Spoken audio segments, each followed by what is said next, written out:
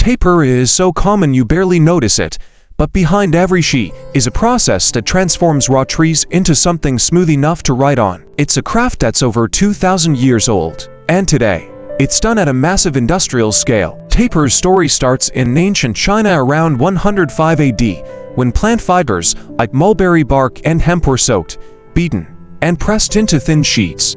That same basic idea, turning plant fibers into a flexible sheet, hasn't changed much, even though the technology has advanced beyond anything the early inventors could imagine. Modern papermaking begins with trees, usually fast-growing softwoods like pine, spruce, or fir.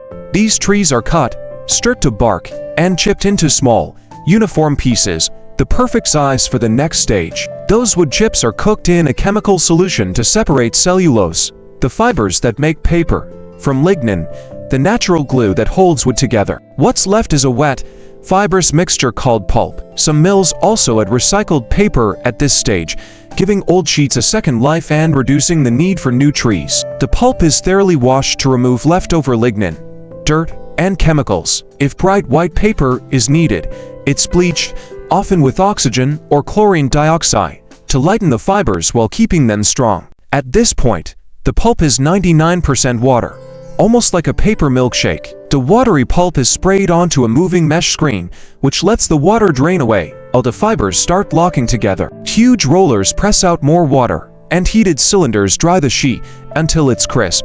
For certain uses, the paper may be coated for extra smoothness, gloss, or durability. The paper, often produced in miles-long sheets, is rolled up, cut into specific sizes, and packaged for transport. From here, it could become a book page, a notebook, an envelope, or even the cardboard that holds your next delivery. So the next time you pick up a sheet of paper, remember, it's not just a blank surface. It's the end result of centuries of innovation and a fascinating journey from tree to tool.